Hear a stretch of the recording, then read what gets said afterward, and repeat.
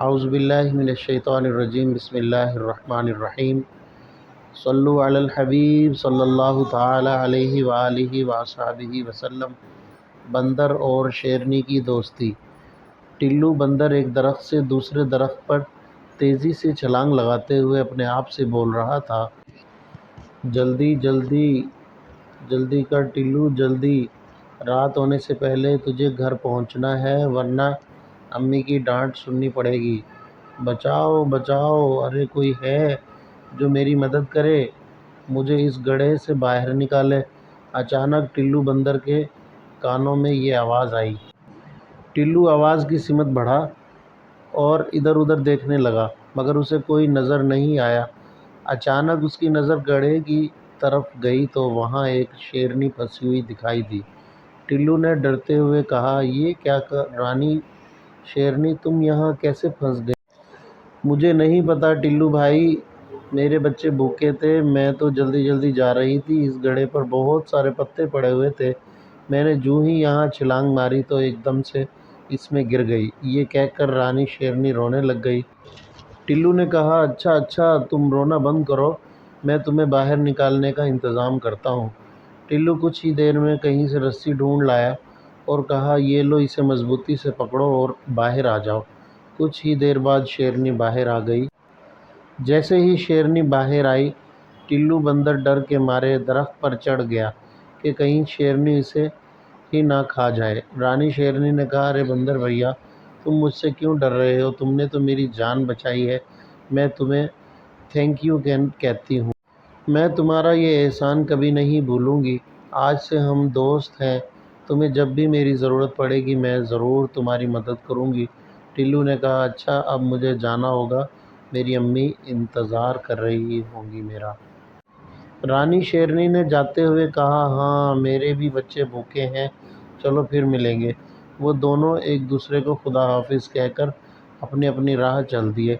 کئی دن ایسے ہی گزر گئے، دونوں کی آپس میں ملاقات نہیں ہوئی، مگر ایک روز رانی شیرنی نے واقعی اپنے دوست کے احسان کا بدلہ چکایا۔ ہوا یوں کہ اس جنگل میں ایک چیتا بھی تھا جو چھپ چھپ کر جانوروں کا شکار کرتا تھا۔ ایک بار شکار تلاش کرتے ہوئے وہ اس درخت پر چڑھ گیا جس پر ٹلو کا بڑا سا گھر بھی تھا۔ اس وقت ٹلو بندر اپنے گھر کی ٹہنی پر لیٹا اخبار پڑھ رہا تھا اور اس کی امی کچن میں فروٹ چاٹ بنا رہی تھیں۔ چیتے نے انہیں دیکھ کر ہونٹوں پر زبان پھیرتے ہوئے کہا، واہ دگڑو چیتے، آج تو پارٹی ہوگی، پارٹی۔ دگڑو آہستہ آہستہ آگے بڑھا اور ایک دم سے ٹلو پر حملہ کر کے اسے اپنے پنجوں میں دبوچ لیا۔ دگڑو چیتے نے غصے سے کہا، اب تجھے کون بچائے گا بندر کی اولاد؟ بچاؤ بچاؤ، ارے کوئی تو اس ظالم چیتے سے میری جان بچائے۔ ٹلو چلا چلا کر مدد کے لیے پکارنے لگا۔ اچانک خود کو چھڑانے کی کوشش میں اس کی ٹانگ پھسل گئی اور وہ سیدھا نیچے جا گرا۔ دگڑو چیتا بھی فوراً چھلانگ مار کر نیچے آ گیا اور آہستہ آہستہ بندر کے پاس آتے ہوئے کہنے لگا، اب تو تمہاری ٹانگ بھی ٹوٹ گئی، بھاگ بھی نہیں سکتے تم۔